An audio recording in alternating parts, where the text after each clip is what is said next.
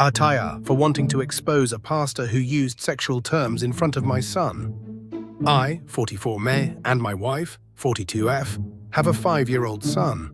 While both Christian, due to religious trauma, I have more or less abandoned the idea of an organized religion approach to Christianity, and she is Catholic. I have no problem with bringing up my son Catholic, because I am able to explain my own point of view.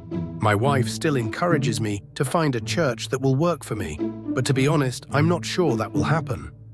The incident in question: a few months back, while visiting family, my wife stated that we were going to a church in a rural area that her aunt visits.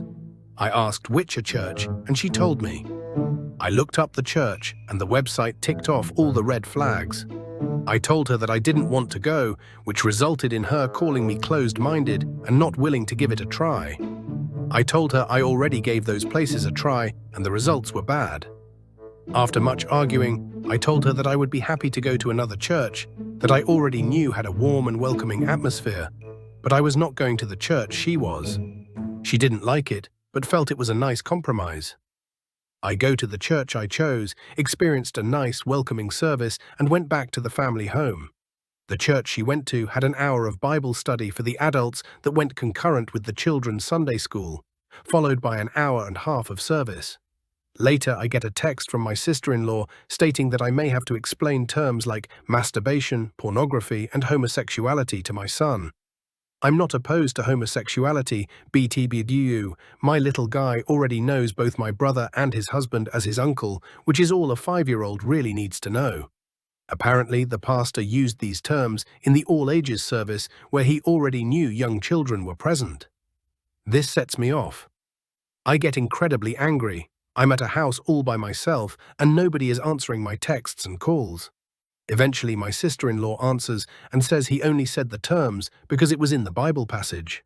Well, the church posts their services on Facebook to stream. I find the service, watch it, and find out that wasn't true. The only word close that was in the passage was fornication, and the pastor took it upon himself to use adult terminology in front of my son. This further sets me off, because now I feel like I was lied to placate me.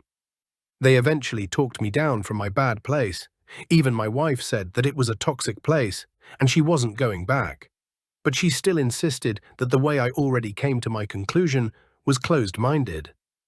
I emailed the pastor asking him what he was thinking. His only response is that he wants to talk to me.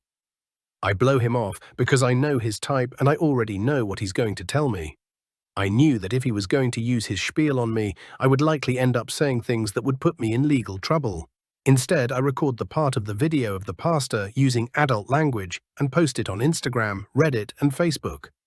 Last week, somebody who saw the video apparently emailed him in and had an exchange with him. He sent me screenshots of the exchange. Lo and behold, I was right. The pastor fired back with gaslighting, narcissism, and self-righteousness. With sender's permission, I make another Facebook, Instagram, and Reddit post with the screenshots and an analysis of the psychologically damaging behaviors of the pastor. I find that his church is part of an organization of churches. I email them, trying to ask them if this type of behavior and preaching is acceptable. One of their higher-ups contacts me, but still hasn't answered the question. Here's where I'm wondering if I'm the AH.